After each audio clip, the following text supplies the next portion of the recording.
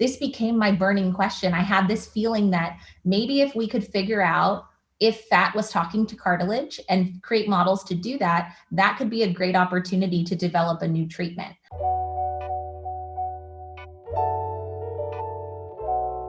So tell me a little bit about yourself and where you work and how you got into OA research. So just as you mentioned, I'm a postdoctoral research scholar in the laboratory of Dr. Farsh Gilak. We are located in St. Louis, Missouri at Washington University in St. Louis and the Shriners Hospitals for Children. And what we're really interested in the lab is looking at new therapeutic opportunities for osteoarthritis and rheumatoid arthritis. And so my background and how I came to work in the lab is that I actually came from a human biomechanics background in the research that I was doing. And so I'm an athlete. I'm very familiar with some of the ATC stuff that you might have done in the past from personal experience. And so I was really interested in looking at different modalities that could treat arthritis pain. And from my personal perspective, my mom is a rheumatoid arthritis patient. And so firsthand, I witnessed how biologics changed her life. And so with my athletic background and my own experience with injuries, it was very natural for me to gravitate toward human biomechanics work. But one of the first studies that I was a part of and that I participated in was looking at medial wedged insoles for arthritis pain. And one of my jobs was to help with recruitment. And it was actually a really tough job. It was a fun job because I'm not a clinician, so I don't get the chance to interact with patients all that much like you do. But what I learned quickly is that there was a lot of individuals with obesity that did not have any treatment options for osteoarthritis, and they were really painful. And especially in the Canadian system or in any healthcare system, if you're not appropriate for joint replacement, there's not a lot of options for you. And that's the system here as well. So that was such a motivating experience for me. I mean, I'm sure you've had this experience where when you have to tell someone you can't do anything for them, I mean, it's heartbreaking. So can you tell us a little bit more about what you're working on right now? Yes. So the model that we've been developing, so I kind of mentioned I had this burning question around like, what is fat doing? And that was derived from my PhD studies with Dr. Herzog, where we saw just consistently the best relationships between cartilage damage and other factors that we were looking at was body fat percentage and the factors that were secreted by fat. And as a kind of ex-athlete, that was really intuitive to me because we know just looking at someone's mass and their makeup and looking at their BMI doesn't tell us a whole lot about what's going on with them. And with all this information about how fat can misbehave under certain circumstances, it was very kind of intuitive to me that, well, maybe if we look at what fat's doing, that could tell us how it's talking to cartilage. But as I mentioned, we were really limited with the tools that we had. And so I was sitting in a seminar, my funding source at the time was through this wonderful group in endocrinology. And I was sitting in a seminar and there were these fat-free mice that were developed by Dr. Charlie Harris, who has since become our collaborator. And what's really cool about these mice is that they don't have any proper fat depots. And so they're not necessarily healthy. They have a lot of other issues. In fact, they phenocopy what is often reported in the literature, or they have a lot of the same characteristics as what we read about with patients that have osteoarthritis and obesity. Right. And so I thought, wow, this is so cool because there's no fat. So we can answer the opposite question, right? What happens when there's no fat? Quickly, just for our listeners, people watching, when you say fat depots, explain to maybe someone who isn't as well versed in this area what you're talking about. Sure. Thanks for checking me on that. I should have been a little bit more clear. Fat depots are kind of areas of storage. So we can store lipid in all different tissues like muscle and liver, but we have fat depots like our subcutaneous fat depots, which are not the fun ones when swimsuit season comes around. And then we have visceral adipose depots, which is inside our abdomen, for example, that's closer to our organs. And we appreciate that these different fat storage sites can behave differently and secrete different mediators. And so mice don't have any of that. They don't have any of that. So they don't even have, there's a kind of good fat depot called the brown fat depot, and they do not have that either. So these mice are totally absent of any fat storage. However, they are storing lipid.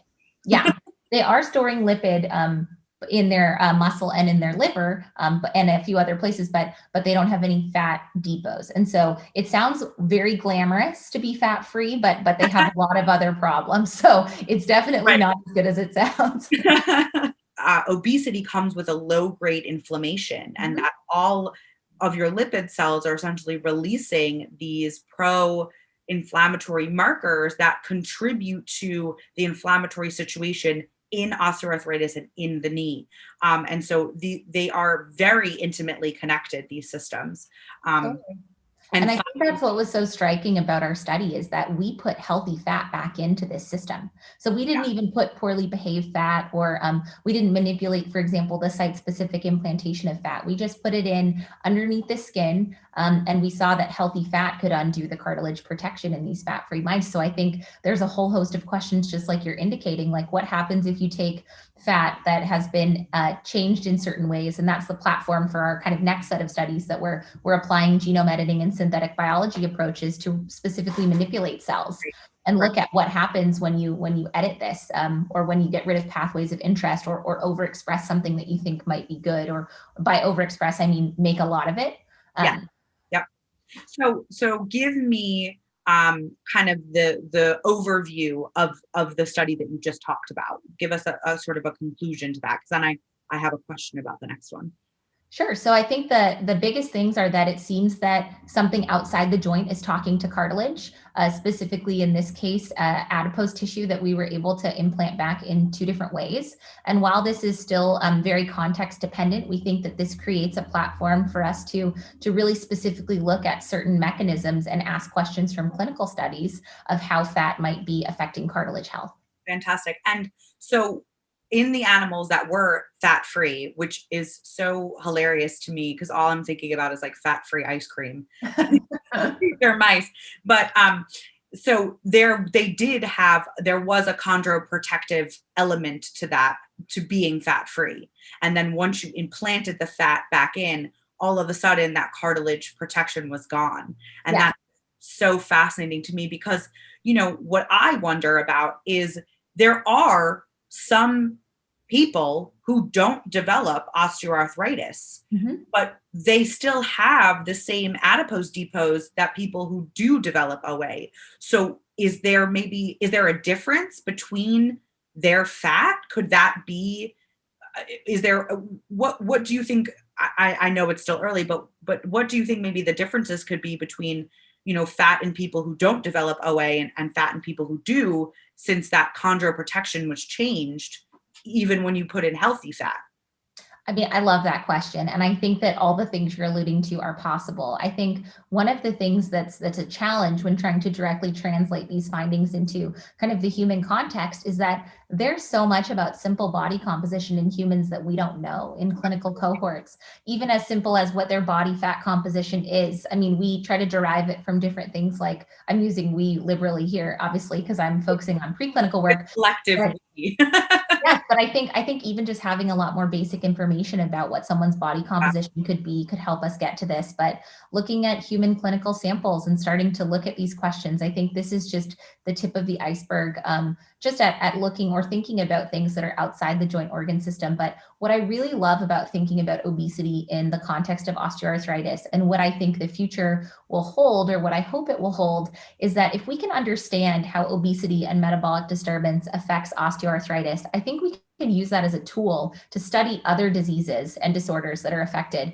by metabolic syndrome and obesity. And I think that as an OA community, we can use this tool to really maximize the impact of our work and say, this is just one example, but what about these other applications? And I know osteoarthritis sometimes isn't kind of one of the biggest diseases that grabs the most attention or funding per se, but I think if we use it as a way to better understand other processes, I mean, fat misbehaving, so to speak, or bad signaling or factors from fat are known to be associated with so many chronic diseases.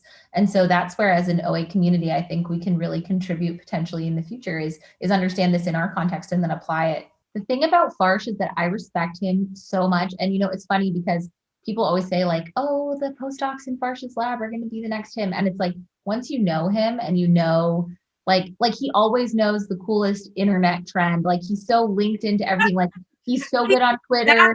That's perfect. That's what we need. He's fun to be around. Like if I were to show him a meme, he's probably already seen it. Like he's so up on everything. I don't see that of him at all. Like I don't, that he's like up on the internet trends. That's so. He is just so.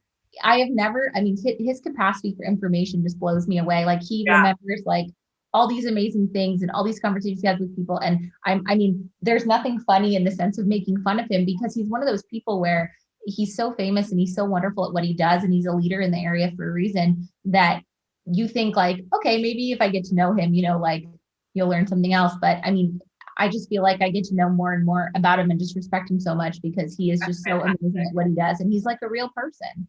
So I don't really have any funny stories necessarily, but I think you letting us in on his internet meme obsession is a good little tidbit that maybe. I don't know if it's an obsession, but he definitely is up. If we make a meme about our work, he always understands the reference, which I think is pretty impressive. Funny. So even more so than me. That's great. That's fantastic.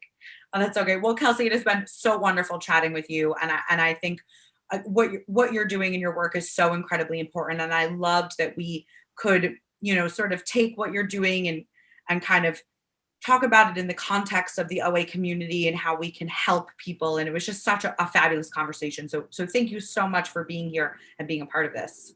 Well, thank you for the opportunity. It's so fun to be here, and it's so exciting for me to see all the support around putting ideas from young people in the community out there. And we're really excited to engage with patients and hear ideas and get inspired with what the clinical needs are. So I'm really hoping that this can stir some conversation. But also, off the record, Jason, please edit anything where I'm out of my lane, because I need to get a job at some point. So.